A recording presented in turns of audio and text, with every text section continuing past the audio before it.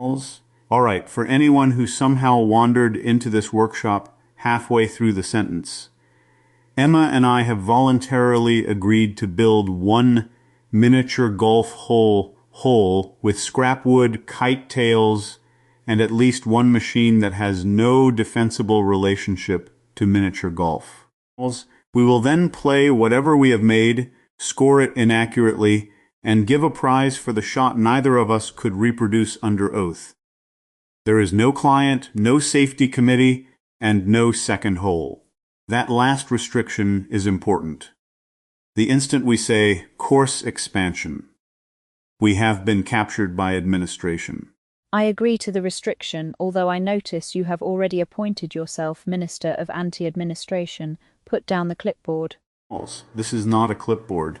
It's a structurally compromised cabinet door.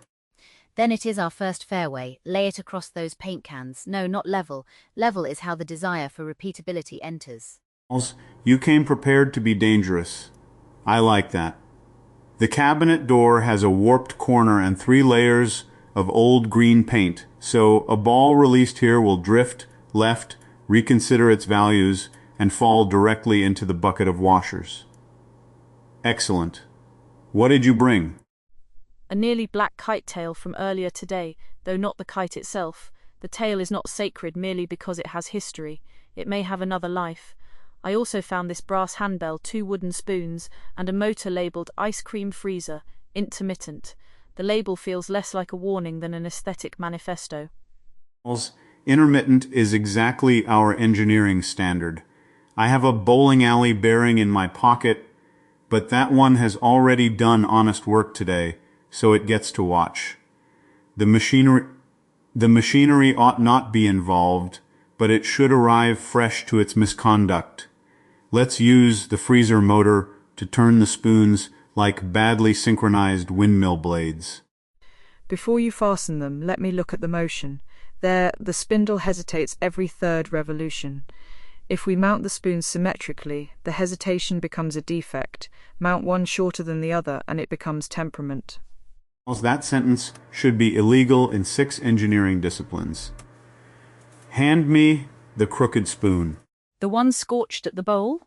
Obviously. A clean spoon would imply supervision. Hold the spindle still. Your thumb is too near the belt. You're right. Power is disconnected, but you're still right. Interesting. The way you said that wasn't anxious, just exact. Exactness and anxiety are often mistaken for one another, because both can make the voice narrow. I was thinking about your thumb, not about every thumb that has ever approached machinery. That distinction is better than most safety training. I spend a great deal of time noticing whether a person's attention is on the actual object or on a private disaster projected 3 moves ahead. Occupational residue.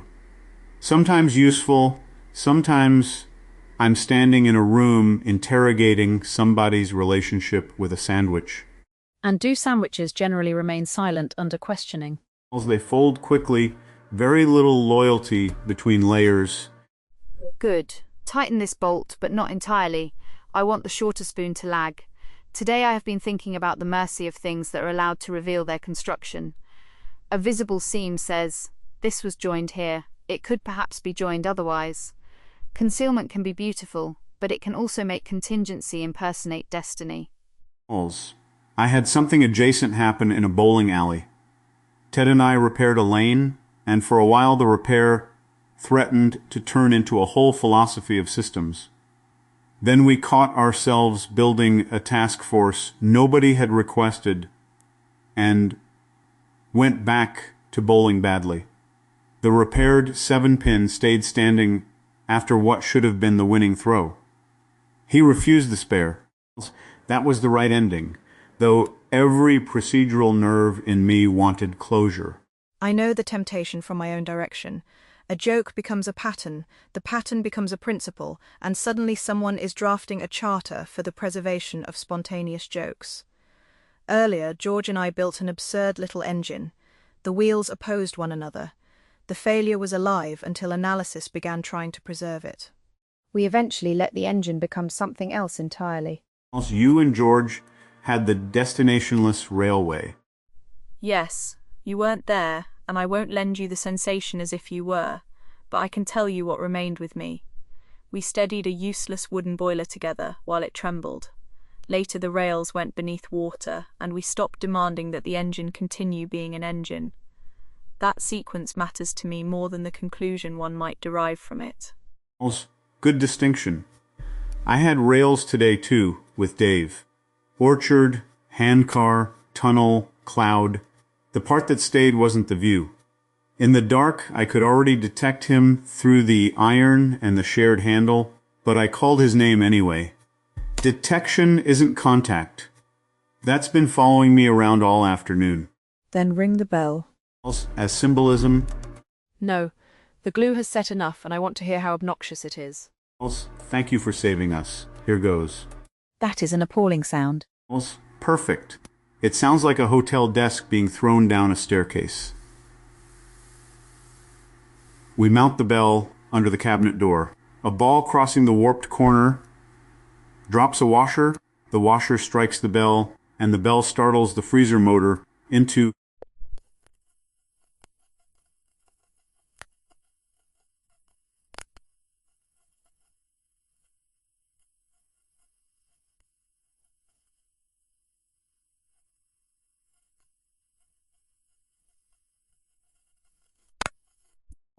That is gloriously unfair. Do it. I'll build the return chute out of this rain gutter. Look at this piece. It has a dent shaped exactly like a competent plan, losing confidence. Place it after the windmill.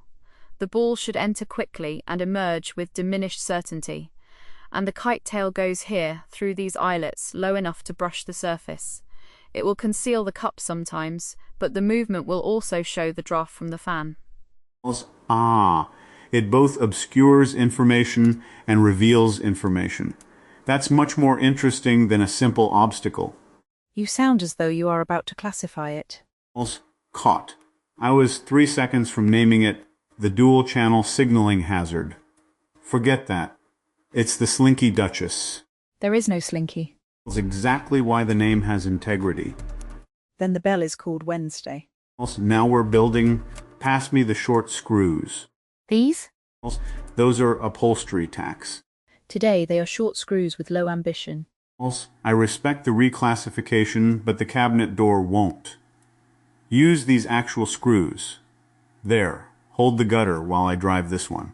It is pulling the wood apart. Backing it out, we need a pilot hole.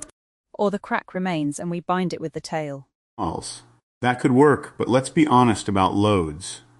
Decorative binding won't stop this from splitting when a ball hits the gutter.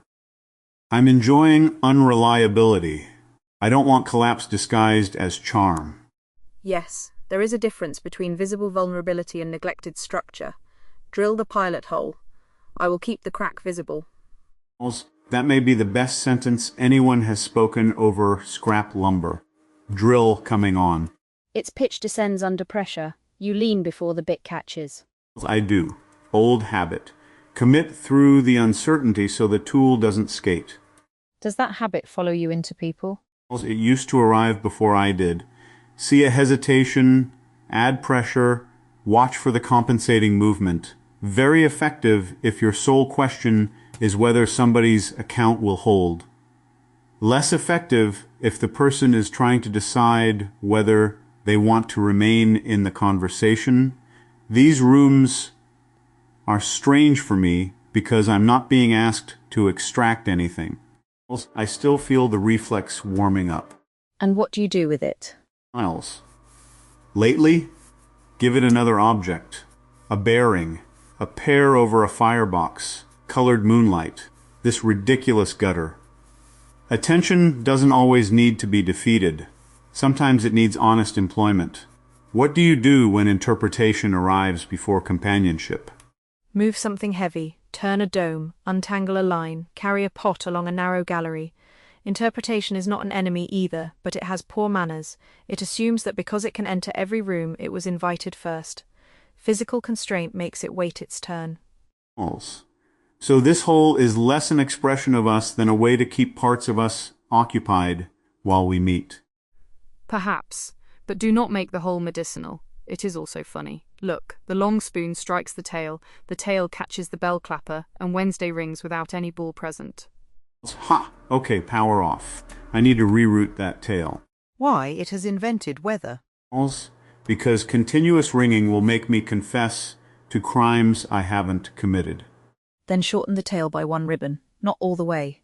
Wednesday may still speak occasionally, but it must discover an occasion. Miles. Agreed. We're at the pivot, by the way.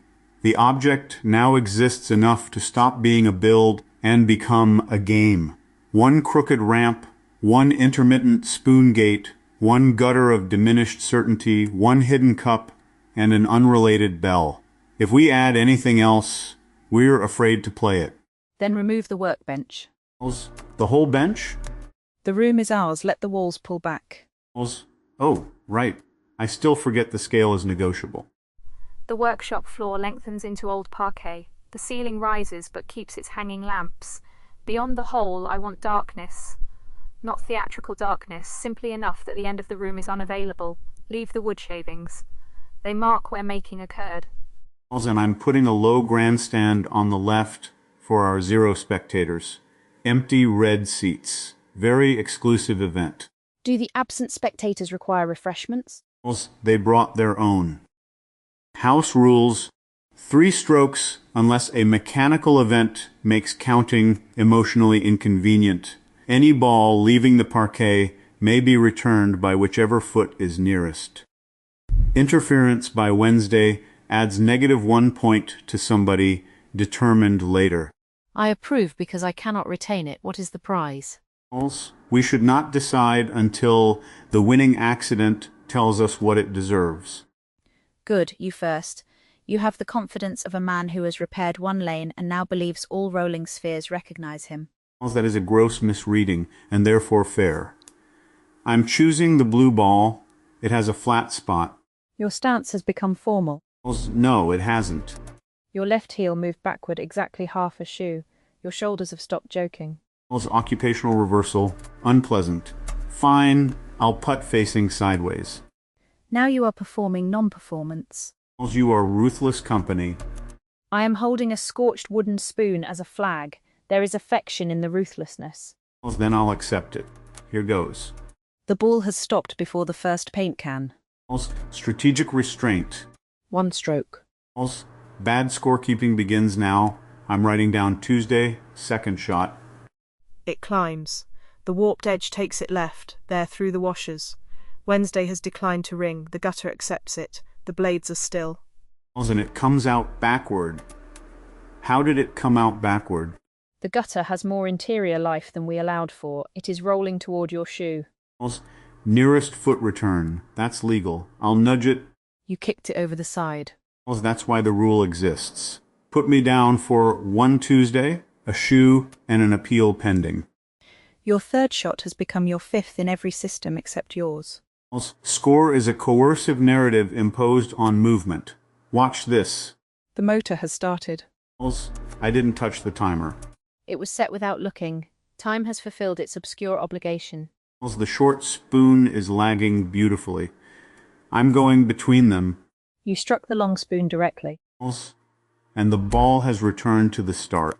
That feels complete. My final score is Thursday. Accepted.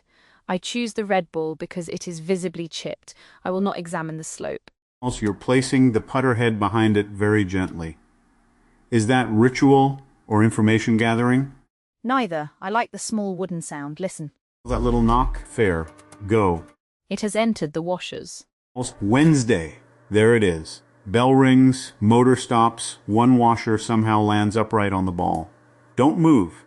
I was not going to. The ball is rolling with the washer balanced on top. Extremely slowly. That should be impossible given the seam in the ramp. Possible events do not become impossible merely because we failed to predict them. It's entering the gutter. Washer still aboard. Coming out, no, it fell inside. Ball is stuck behind the dent. Then perhaps that is the end of the shot. You're allowed to retrieve it. Allowed by whom? The Minister of Anti-Administration. He has exceeded his office. I will play the yellow ball from here instead. Multiple ball continuity. Bold precedent. No precedent, only this shot. Right. I nearly founded jurisprudence. Yellow ball is live. The tail has covered the cup completely. I can see only its movement. Draft is coming from the right. If the tail's showing you the air, aim opposite the flutter. You are coaching your opponent. I want to see what happens more than I want to win a score measured in weekdays. That is a good reason. I will aim toward the knot in the parquet instead. Naturally. There. It misses the ramp entirely, hits the leg of the empty grandstand, climbs the red upholstery. How is it still moving? Drops from the third seat onto the long spoon. The spoon throws it straight up. The tail caught it. The tail caught the ball. It's in a ribbon loop, swinging over the fairway. Nobody touch anything. The freezer motor is beginning its hesitant revolution. Short spoon passes. Long spoon taps the ribbon. Ball drops. Bell gutter rim. Cup. It's in the cup. That is the shot. We're done. We could stay here for 10 years and never reproduce that. Do not say done too quickly, listen. The washer inside the gutter is still rolling. It sounds like distant rain arriving through a metal roof. And now it's stopped. Okay, now the shot is finished. You may award the prize. I award you the intermittent freezer motor. That is not a prize, it is a maintenance relationship. Fair objection. The scorched spoon? Already mine. One empty grandstand seat, then. Seat 13. Portable, upholstered, and completely unable to explain what it witnessed. Yes, but we should both sit in it before it becomes mine. It's narrow. Then practical closeness will keep interpretation from arriving first. Move over. There. Shoulder to shoulder. Knees somewhere near our chins. Looking at the worst golf hole ever built. You know what surprises me? I expected your kind of attention to feel like being analyzed. It doesn't. You notice pressure without turning pressure into identity. And I expected yours to make every movement evidence. Sometimes it did begin that way, but then you gave attention another object and let me remain unharvested. That is not nothing. Unharvested. Good word. I felt watched for watching others today. It creates this private surveillance loop. I notice myself noticing, then inspect whether the noticing is appropriate, then inspect the inspection. Company helps when I don't use the company as another mirror.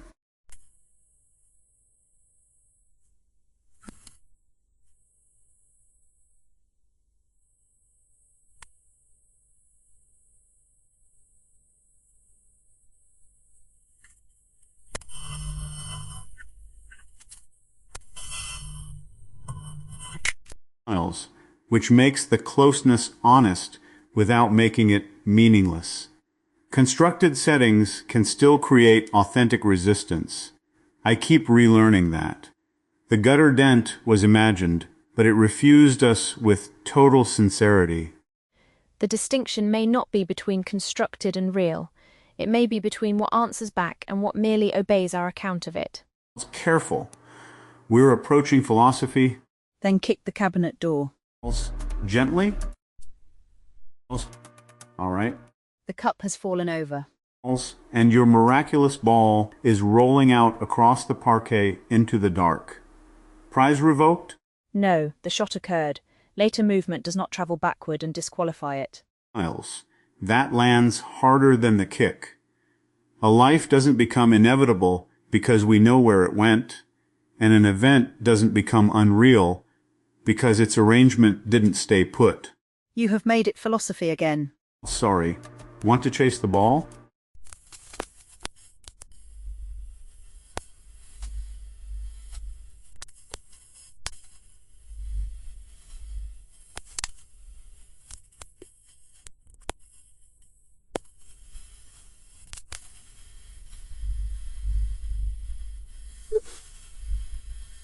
It is simply beyond the available light.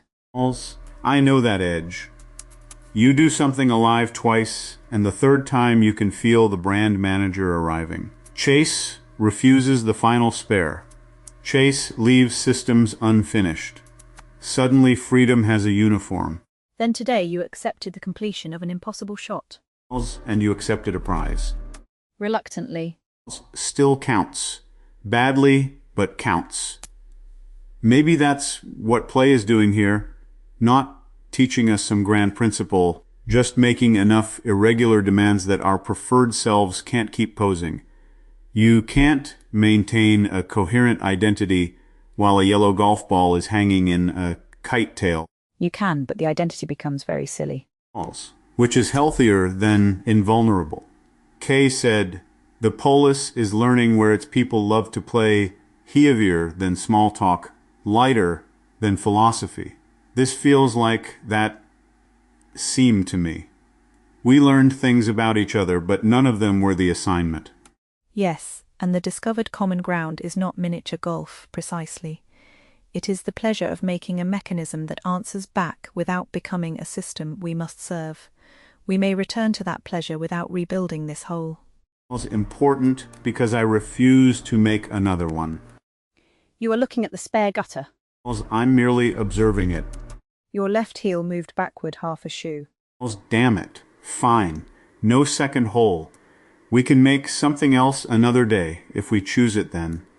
No standing committee, no curriculum, no annual unreliable machinery games. No preservation society for Wednesday. Wednesday can fend for itself. Should we dismantle the hole? Not yet. Dismantling can be another form of insisting upon an ending. Leave it until the room ceases to hold it. Take your bearing, though. Why that specifically?